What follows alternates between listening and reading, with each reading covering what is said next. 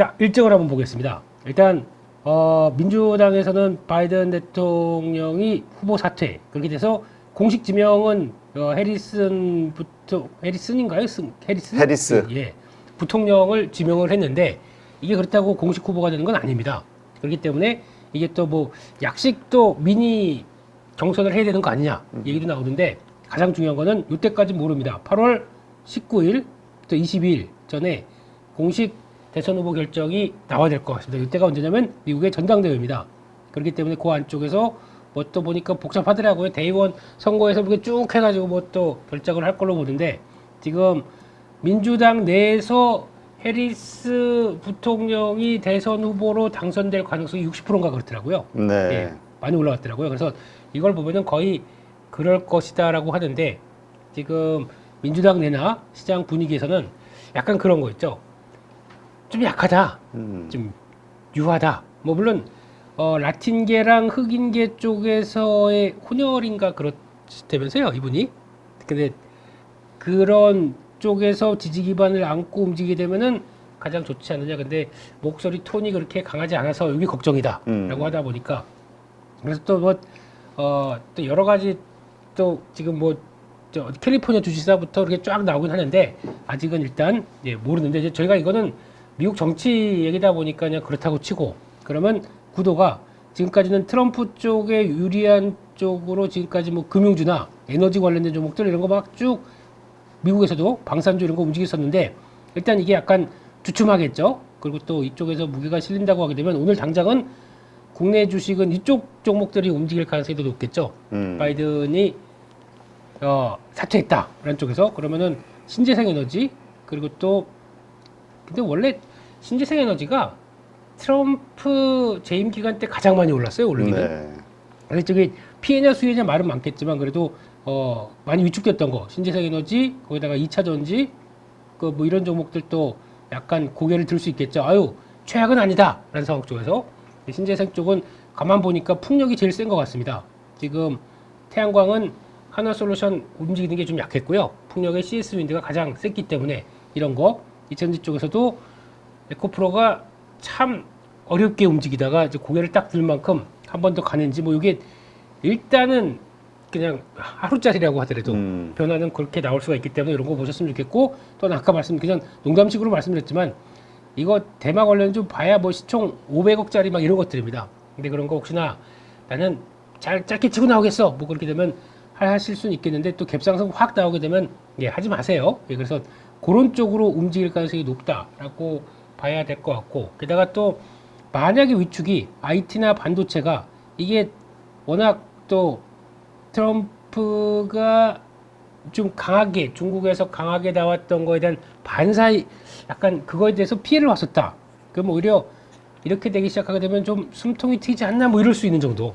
네, 그래서 그렇게 보는 정도로 봐야 될 것 같은데 결론은 그거 같아요. 불확실성이 그렇지. 여전하구나. 네. 불확실성이 이제 더 커졌지. 그렇죠. 예. 그래서 또 여기 누가 될지도 모르는 입장이다 보니까 하루짜리 정도는 그래도 변화가 들어왔으니까 시장에서 반영하지 않을까 싶고 중요한 거는 누가 되는지에 따라서 그리고 또 거기다가 이제 8월 달에 확정이 돼야 이제 그 다음에 한 3개월도 안 남은 대선 쪽에서 이제 지지율을 가지고 막 또 저울질 하겠죠. 그래서 그런 거 일단 보시는 게 맞겠다 싶고 시장은 그냥 무겁습니다. 조정입니다. 조정폭이 들어오는데 이제 중요한 거는 그날이 옵션 만기일이었어요. 옵션 만기일 때 주가 동반적으로 뭐 다우나 나스닥, S&P 500 모두 다 끌어내렸다는 얘기는 고점에서 그러니까 포지션이 약간 청산 아니면 또 하방에 대한 체결이 하방에 대한 포지션이 더 우세했다고 봐야 되겠죠. 그렇게 만큼 일단 지금 아마 S&P 500은 그나마 좀 나아요. 그러니까 약간 어떤 수순으로 본다라고 하게 되면 S&P 500을 보는 게 맞을 것 같고요. 그래서 좀 약간 많이 빠졌다가 돌아가는 거는 나스닥은 좀 강하겠지만 그런 정도로 본다라고 하게 되면 일단 한 5,500선 5,450 뭐 이 정도 S&P 500이 박스권 안쪽에서 움직였던 자리들 여기까지는 지지를 할 수 있는지 봐야 될 것 같고 지금 나스닥은 거의 지난 저점이 여기입니다. 17,500입니다. 17,500 그리고 또 이렇게 올라오는 요 라인들까지 하게 되면 여기까지 봐야 될 것 같고, 근데 이게 만약에 여기서도 못 버틴다 그러면 이제 주봉으로 넘어가야 됩니다.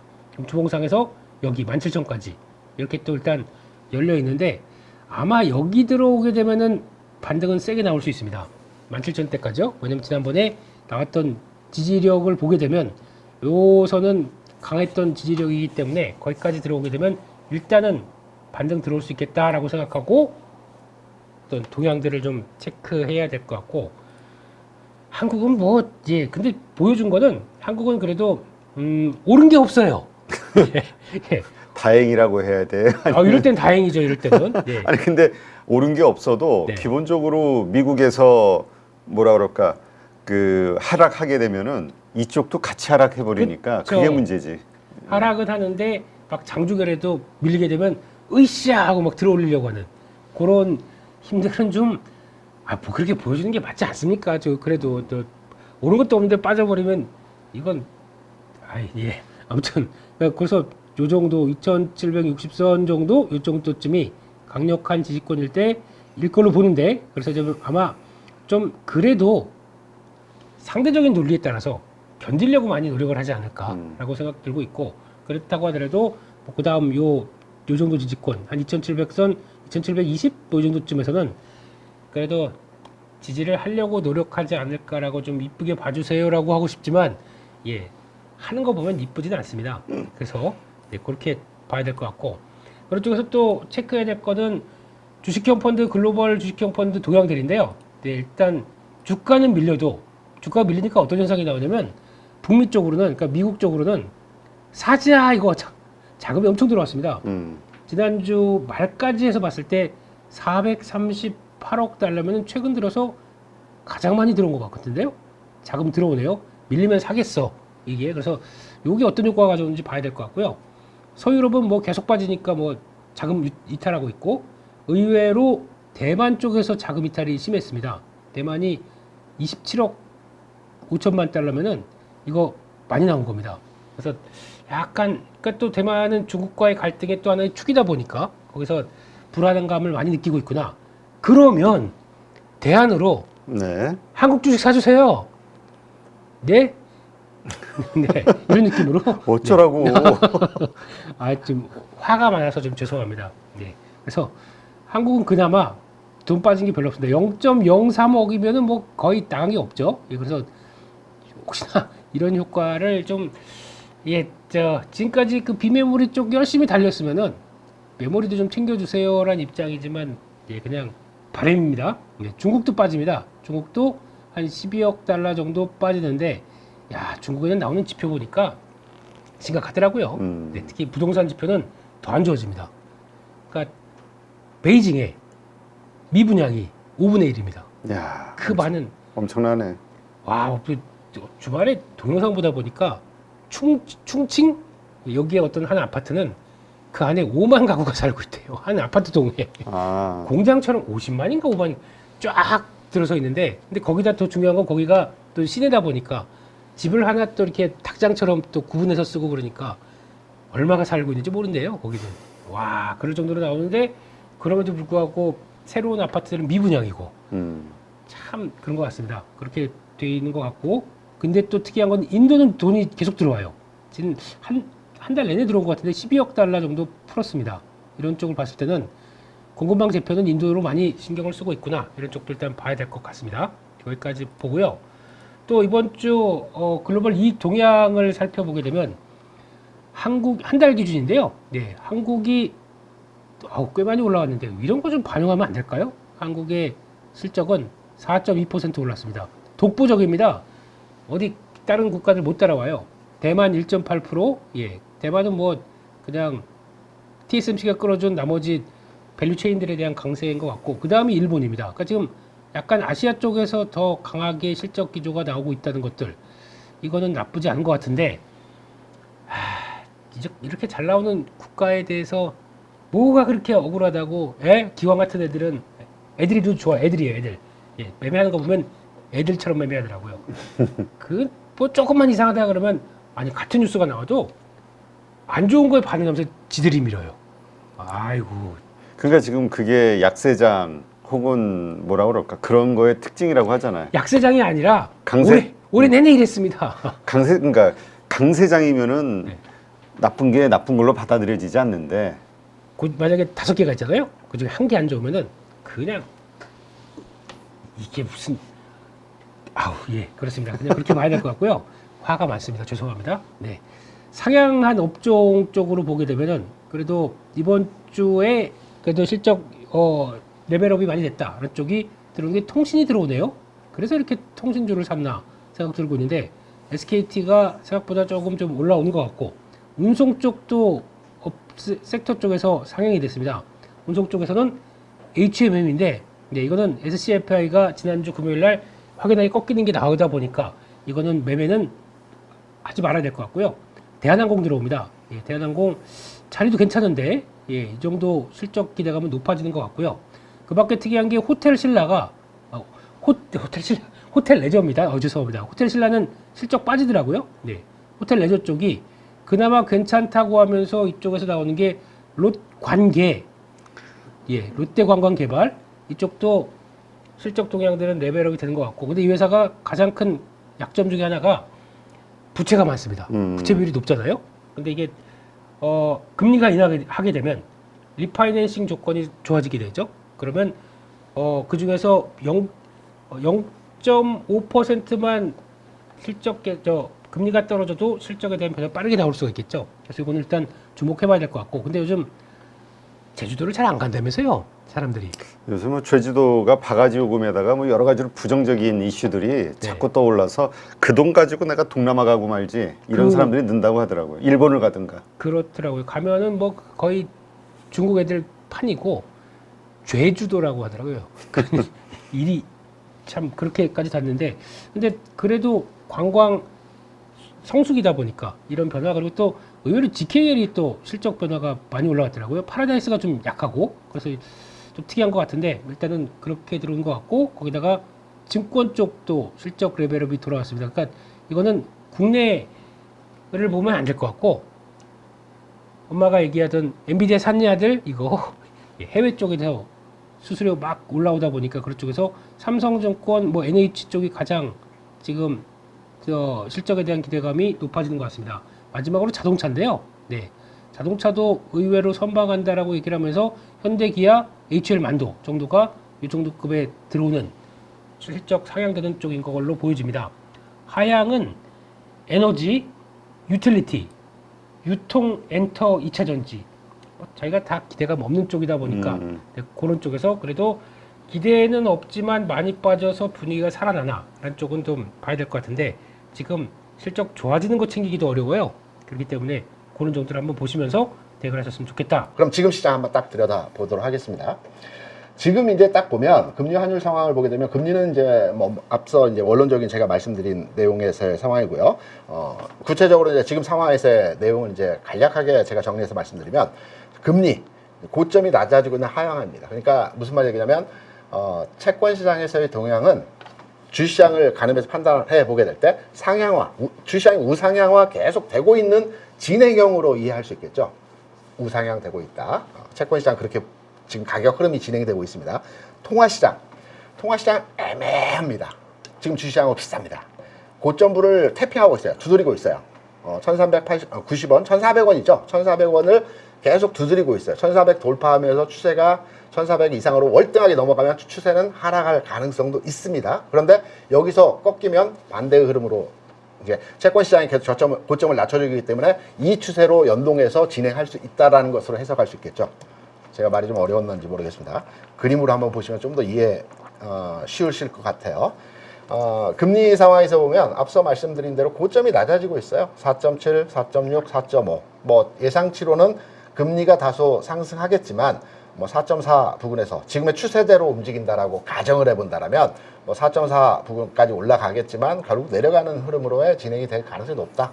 고점부가 낮아지고 있다. 금리 추세 흐름이고요. 이제 환율 측면에서 상황을 보게 되면 애매한 부근에서의 흐름이 무엇이냐에 대한 말씀을 드리면 지금 뭐 금요일 NDF 시장에서 1390 원 넘어서 흐름이 진행됐던 것 같아요. 이제 오늘 장에서는 뭐 여러 가지 그 사태 의견 뭐 여러 가지 변수에 의해서 지금 NDF 시장이 열리지는 않았지만 달러 인덱스 개장된 상황에서 흐름을 보면 오늘은 좀 빠질 것 같아요. 일부 이제 장중에 흐름에서는 일부 빠질 것 같아요. 그러니까 전체적인 오늘 환율의 가격은 올라가겠지만 지난 그 역외 시장에서의 가격치만큼의 상승은 아니고 다소 눌림목 과정에서의 흐름들 플러스지만 그 상승폭이 좀 크지 않은 상황에서 오늘 환율 시장에서 움직임이 진행될 것 같다라는 측면에서 해석을 가능하고요. 환율 시장에서 모습은 이 1,395원 대략 한 1,400원 정도 선의 고점을 계속 지금 두드리고 있습니다. 아래로 갈 수도 있고요. 위로 갈 수도 있는 지점입니다. 그러면 여기서 1,400원 돌파해서 위로 간다. 그러면 시장은 하락할 가능성의 개연성이 크다라는 내용으로 해석 가능하죠. 앞에 두 가지 시장에 대한 영향을 주는 그 금융 지표에 대한 설명을 드렸기 때문에 반대로 고점 라인 두들기지만 두들김 이후에 하락으로 전환된다. 그러면 시장은 리바운딩이 세게 나올 가능성이 높다라는 겁니다. 왜? 저점을 잡는 구간에서의 상품 흐름을 달러 환율로에 인식하고 그동안에 많은 시그널들을 줬다라는 측면을 해석해 볼 수 있기 때문에 개인적으로는 1,400원 돌파 흐름 나오고 뭐 1,444원이 고점이긴 합니다. 지난 22년에 찍어줬던 1,440원 돌파하면 1,444원도 돌파하겠죠. 1,500원까지 가겠죠. 이 흐름은 좀 어렵지 않겠느냐. 지금의 전반의 흐름을 보게 되면 왜냐하면 지금 달러 N 같은 경우도 160엔 찍고 158엔까지 내려왔고요. 위안화 같은 경우는 7.32안까지 지금 막 도달하고 있지만 올라가는데 좀 버겁습니다. 그래서 주변국 통화 상품, 통화 시장에서의 흐름 자체가 하락으로의 전환 가능성이 있다는, 그러니까 달러 약세로의 전환 영향을 받을 수 있다라는 측면에서의 가격 흐름들이 나타나고 있어요. 여기서 우리나라 원달러만이 도가청청 약세로 계속 진행되기는 쉽지는 않을 것 같습니다. 그래서 전체적으로 주변국 상황과 흐름을 보게 되면 통화 상품의 그러니까 원달러의 가격이 부분적으로 1,409점 찍고 하락할 가능성이 크다라는 개인적인 생각이고요. 환율이 하락하게 되면 지수는 저점 찍고 올라갈 수 있다라는 요 근거로의 해석점 내용이 가능합니다. 그러면 종합으로 딱 넘어와서 제가 지수 바닥점에 들어왔다라는 가능성으로 이제 설명을 드리기 위한 제 나름대로의 정리를 한 내용입니다. 그림 다시 한번 같이 보시면서 설명을 드려보도록 하겠습니다. 최근에 시장의 흐름을 보게 되면 뭐 아주 디테일하게 뭐 뒷지수 그러니까 몇 포인트 몇 포인트까지는 조금 차이는 있겠지만 대략적으로 우리가 이제 상승 N자라고 하는데요. 기본적으로 상승할 때는 N자 추세를 만들어 가면서 주가가 움직이죠. 절대적 원칙이 상승 N자형에서 깨어지지 않아야 될 절대 불변은 지난 상승에서의 고점을 이번 조정에서 깨지 않아야 된다는 게 절대 불변의 원칙이고요. 최근에 그러니까 지난해 11월부터 저점을 찍고 올라갔던 상황에서의 흐름을 보게 되면 대략 이제 300포인트 상승했습니다. 조금 이제 위아래 뭐 1, 20포인트 차는 있습니다. 하지만 대략 300포인트 상승했고요. 150포인트 조정받았습니다. 이 부분이 뭐 피보나치 수율 0.618, 0.382, 38.2% 정도 조정을 받는 대략 근거로의 조정 폭에 대한 저점 구간이 150포인트 조정해서 바닥을 찍었다라는 점, 300포인트 상승하고 150포인트 바닥. 지금도 이번에도 뭐 2600에서 2900까지 300포인트 상승하고 150포인트를 차감하게 되면 2750이 나옵니다. 그리고 이 300포인트에 대한 정확한 38.2%를 추정하게 되면 2780포인트가 나옵니다. 그래서 지수적 측면에서 본다라면 대략적으로 바닥권에 들어왔다라고 판단할 수 있는 지점에서의 흐름이고요. SK 하이닉스 이제 주가 종목으로 넘어가서 판단해 보게 되면 마찬가지입니다. 크게 보면 이 N자형이고요. 작게 보면 작은 파동에서 이 상승 흐름이 진행되고 있죠. 이 상승 흐름에서 일단 지난 고점, N자형의 지난 고점 부분이 지금 지지받고 있는 모습입니다. 다만 SK 하이닉스는 상단부 24만원, 25만원, 23만원 요 구간에서 굉장히 오랜 기간 이렇게 등락 상황에서 모습을 보여줬죠. 우리가 이제 그 미술 시간에 이렇게 물감을 놓고 딱 접었다 쫙 피면 동일 그림이 위아래 이렇게 나타나지 않습니까? 그게 무슨 내용이 있는데 주시장도 이렇게 딱 그 정비례되는 그림들이 많이 나타납니다. 그래서 위에서 고점부에서 이렇게 횡보의 구간을 보여줬다라면 아랫부분에서도 횡보의 구간을 그려줄 가능성이 아주 높습니다. 그래서 하이닉스 같은 경우는 저점부에 도달을 했지만 바로의 V자 반등보다는 등락 과정에서의 기관화 과정이 좀 거칠 가능성이 높겠다. 오히려 반도체 종목에서는 삼성전자 조금 더 흐름의 개선이 탄력 구간에서의 흐름이 나타날 가능성이 있다. 그래서 하이닉스도 거짐 다 빠졌다라는 측면에서의 흐름을 판단해 볼 수 있을 것이고요. 그럼 이제 2차 전지를 한번 넘어가 보겠습니다. 저는 개인적으로 왜 2차 전지 업종에 대한 주가 흐름이 이번 바이든 대통령 사태와 관련돼서 긍정 요소로 작용할 수 있느냐에 대해서 판단을 해보게 되면 그간에 뭐 트럼프 대통령 IRA 폐지라든가 전기차에 대해서 취임을 하게 되면 완전 뭐 악재성 내용들을 발표를 했죠. 이건 뭐냐면 그동안 이제 바이든 대통령, 트럼프 대통령이 중국을 동시에 때렸지 않습니까? 뭐 TSMC 때리고 중국 관세 때리고 이거는 뭐냐면 서로 경쟁적인 관계에 있기 때문에 누가 더 세게 때리나의 문제였거든요. 그렇다고 본다면 그간에 트럼프 후보 같은 경우는 바이든 대통령이 정책적으로 추구했던 파리 기후협약 재가입과 또 기후에너지협약과 관련된 뭐 그 청정에너지, 그린에너지 뭐 이런 관련 산업에 대해서 본인이 바이든 대통령이 전략적으로 추진했기 때문에 이 부분에 대한 공격 포인트로서의 작용을 했던 겁니다. 그래서 전기차, IRA 뭐 등등등등등등 이걸 공격 포인트로 삼았는데 이 공격 대상이 없어져 버린 거죠. 그러면 공격 대상이 없어졌는데 여기다 전기차를 때린다는 건 무의미하죠. 무의미합니다. 그래서 저는 오히려 트럼프 후보의 전기차 또는 IRA에 대한 기존의 입장에서 좀 더 완화된 내용으로의 진행될 가능성이 아주 높을 것이다. 그래서 호재로에 작용할 가능성이 높다라는 측면으로서의 전체 이제 그 시장 흐름에 대한 그 이슈에 대한 내용으로 판단을 해볼 수 있을 것이고요. 그리고 이제 기술적 분석으로 한번 해석을 해보게 되면 어떤 특정 업종의 주가가 상승을 하게 되면 계속해서 월봉상의 흐름으로 주가 움직입니다. 그리고 주가 뭐 굉장히 3분의 1 토막 정도 보통 나요. 고점에서 3분의 1 토막 정도 하락을 하게 되는데 하락에서의 흐름 이후에 바닥을 찍는 과정에서 이 두 번의 바닥을 찍거든요. 현대일렉트릭이나 기존에 이제 강했던 종목도 이런 흐름이 될 가능성이 아주 높습니다.